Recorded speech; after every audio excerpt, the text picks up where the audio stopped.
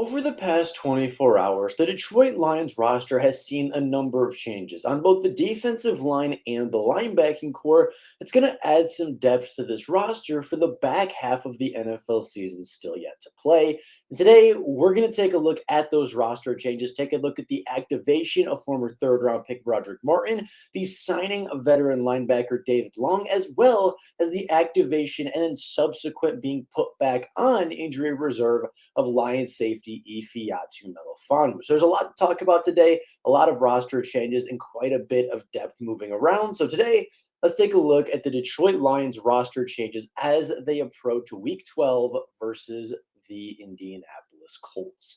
Now, first and foremost, we're going to talk about Brodric Martin, the former 96th overall selection from the 2023 NFL class from Western Kentucky, and before that, Northern Alabama. Brodric Martin was a project. He was a unpolished, unrefined, very large player on the defensive line. He was Western Kentucky's nose tackle for both 2021 and the 2022 NFL season. And many people throughout the draft process didn't see Brodric Martin as a very high draft pick, right? Most analysts had him graded as a sixth to seventh round selection, if not an undrafted rookie free agent type of talent. But Brad Holmes disagreed, as he often does, and selected him with the 96th overall selection in the class. Not only that, but he doubled down on the value by trading away three day three selections to move up into the third round to select Martin. Now, this was a move that at the time was heavily criticized and is still done so, right? Brodric Martin hasn't played very many NFL games and at this point has only, I believe, made one start in his NFL career and played maybe two regular season NFL games throughout his rookie and sophomore campaigns. Now, with that being said, there is more to an NFL player than just his two seasons. But of course, as his career goes on and as Brodric Martin continues not to play throughout this season, more and more people are going to question this move, and more people are going to assume that Brodric Martin is a bust and a project that was never finished. Now, going back to his time at Western Kentucky, he was quite good, standing at 6'5", 330 pounds.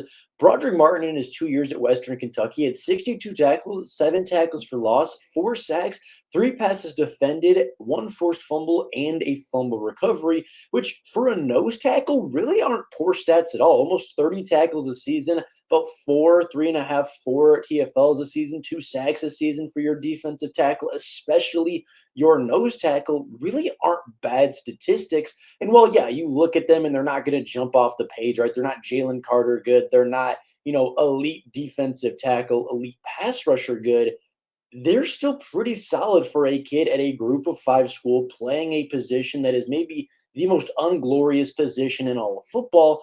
And he turned it around to be a third round selection in the NFL draft.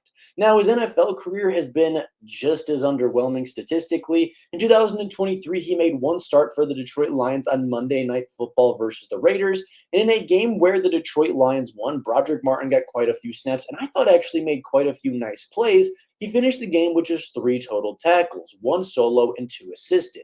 He did not have a tackle for loss, but he did have 2 or 3 tackles that were made right at the line of scrimmage. And when he was able to get positioning, he was really good at shutting down the run of Josh Jacobs and the Vegas Raiders. Now, throughout the 2024 preseason, Brodric Martin was pretty hyped up. There was a lot of talk that Brodric Martin put on quite a bit of muscle, that he looked a little quicker, looked a little twitchier as far as getting off the line, and he still retained that massive size and that ability to stop the run and take on double teams, but he gained a little bit of strength, gained a little bit of quickness, and even showed out a little bit as a pass rusher throughout training camp and the preseason. And in the preseason, again, he looked okay. As the nose tackle, he totaled 7 tackles across 3 games with 2 solo tackles and 5 assists. But as the NFL regular season approached, Brodric Martin was subsequently placed on injury reserve and is not played for the Detroit Lions over the rest of the 2024 season. But now that he is returning, now that he is healthy, he is being added back to the roster and will officially be a member of the Detroit Lions defensive line room. Now, the Lions' defensive tackles are already pretty deep. Of course, you have Aleem McNeil and DJ Reader as your starting two, but Makai Wingo's been very good as a rookie. You have Levi Onwuzurike, who's been quite talented as a fourth-year player and has really had a good season up to this point. So there is quite a bit of rotation. There is quite a bit of room to grow. And Brodric Martin's going to have to fight for his spot. He's going to have to fight for reps and fight for playing time. But I do think adding another big body, a lot of mass, and a great run stopper on the interior of that defensive line is only going to help things. And I wouldn't be surprised if we do see a couple of formations where, all three are on the field, where Brodric Martin is the nose tackle with Aleem McNeil and DJ Reader on either side with maybe Josh Pascal on the edge. I wouldn't be surprised if we see a lineup something like that in obvious run or short yardage situations because of just Brodric Martin's ability to be in the way and stop the run consistently. Moving away from Brodric Martin and taking a look at some of the other players on this roster, I want to take a look at Ifeatu Melifonwu because his situation is very unique. He started the NFL season as a projected starter, right? He went into the NFL preseason, went into training camp, taking a lot of reps with the first team. Him, Kirby Joseph, and Brian Branch were getting a lot of healthy rotation, and we know how much Aaron Glenn really likes to use that three safety set, as well as a lot of the unique ways that he liked to use Ifeatu Melifonwu a season ago. Last year in 6 starts, Melifonwu had 33 tackles, 4 TFLs, 5 quarterback hits, 8 passes defended, 2 interceptions, and a forced fumble, as he was a great blitzer, he was a great deep safety, and had the game-winning interception to clinch the Detroit Lions NFC North title for the first time in 30 years. However, throughout the preseason, Ifeatu Melifonwu suffered an Achilles injury in his matchup versus Kansas City, and really has never returned. He's been on injury reserve ever since that game happened and was very recently activated from injury reserve, was coming back from that injury, but then unfortunately suffered a hand injury at the same time. So while he was activated 2 days ago on the 18th of November, he was placed on injury reserve less than 24 hours later on November 19th and is now yet again at least 4 weeks away from making his return to the roster. For the Detroit Lions, they lose the opportunity to have a very talented and very strong safety unit return to the Detroit Lions. While Kirby Joseph and Brian Branch are both super talented and having fantastic seasons, Ifeatu Melifonwu could have brought an entirely new dimension to this defense. He's a player that last year played at linebacker at a couple of snaps, played at safety, played at slot cornerback. This is a player that is versatile, who is universally good across the board on the defense, and a chess piece that Brad Holmes and Aaron Glenn love to see and love to use. He is no longer available for the Detroit Lions for, again, a minimum of 4 weeks, making him eligible to return for week 18, I believe, versus the Chicago Bears, but he won't be available for the Lions for quite a while, and that is going to hurt the defense. Hopefully he's healthy by the playoffs and the Lions can add number 6 back to the rotation. But at this point in the season, we may not see number 6 until 2025 if we ever see him in Honolulu Blue again. Now, the last player we're going to take a look at today is David Long, the 6th-year NFL linebacker, spending his first 4 seasons as a Tennessee Titan and his last 2 seasons as a Miami Dolphin. He was cut in week 11 about a week ago, and really, that was a shocking development for the Miami Dolphins, as David Long was playing pretty good football, was playing easily a significant role within the defense, and all of a sudden seemed to just be released out of nowhere. David Long on his career has been quite impressive, with 381 tackles across 6 years, 26 TFLs, 11 quarterback hits, a sack, 3 forced fumbles, 15 passes defended, and 4 interceptions. He has had a career that many linebackers aspire to have, and it's not as though he's having a poor season in 2024.